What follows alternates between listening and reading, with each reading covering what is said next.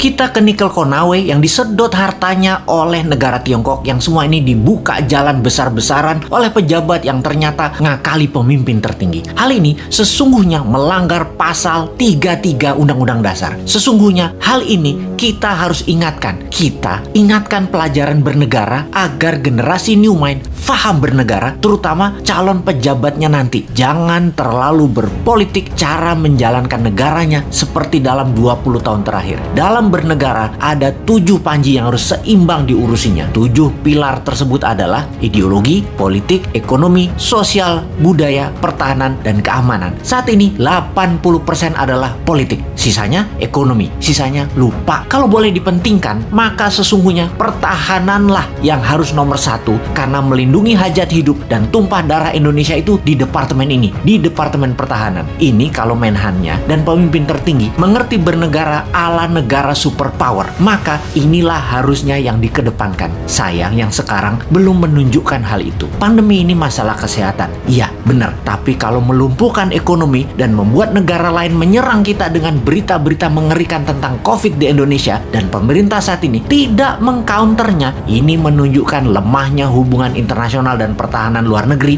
Indonesia. Tidak ada counter propaganda di luar negerinya. Berita Indonesia demikian parahnya di luar negeri. Seakan pandemi di Indonesia itu paling parah, lebih parah dari India yang memapar hampir 30% manusia di India. Sementara di Indonesia itu hanya 10%-nya India, tapi citranya di luar negeri lebih parah. Itu saja contoh bagaimana bernegara Indonesia itu jago kandang, dan ini berbahaya. Itu nanti oleh New Mind tidak boleh terjadi lagi. Represif menekan itu jangan ke rakyat, tapi negara lain yang merugikan kita itu yang ditekan. Kembali ke negara berdaulat dan pejabatnya faham bernegara, maka setiap langkah harus menguntungkan masyarakat adalah wajib, serta melindungi tumpah darah Indonesia itu adalah wajib. Lalu kita semua tahu apa yang namanya nation interest. Setiap negara punya tujuan bernegaranya. Demikian juga negara besar seperti Tiongkok. Negara ini mau menantang Amerika sebagai New World Order, sebagai sheriffnya dunia. Di kampanyenya mereka selalu manis, tidak mau perang tapi maunya dagang. Dan ternyata dagangnya selalu menguntungkan Tiongkok lebih banyak dan mengambil bahan baku negara lain. Tetapi propagandanya manis, Tiongkok mau bantu, Tiongkok bantu. Sungguh, kalau negara mau menjadi negara superpower, maka negara tersebut harus ada yang didominasi. Makanya Tiongkok yang telah mendominasi perdagangan dunia, mendominasi distribusi dunia, mendominasi produk murah, mau mendominasi energi yang namanya baterai.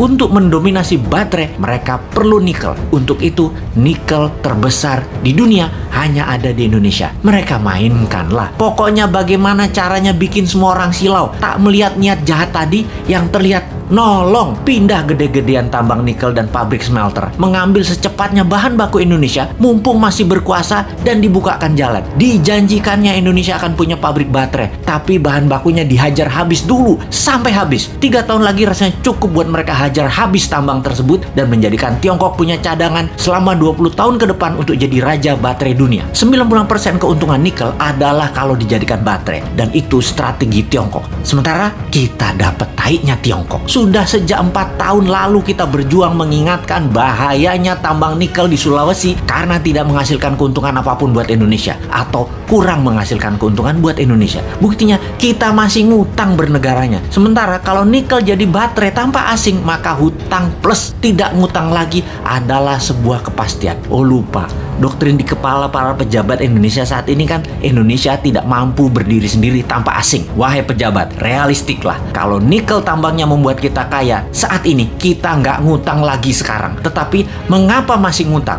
Mengapa masih naikin pajak? Pejabat tertinggi, sadarlah. Pejabat-pejabat tadi berlindung di balik kebaikan Anda. Namun sesungguhnya kebijakan mereka membahayakan Indonesia, anak cucu Anda, dan anak cucu kita.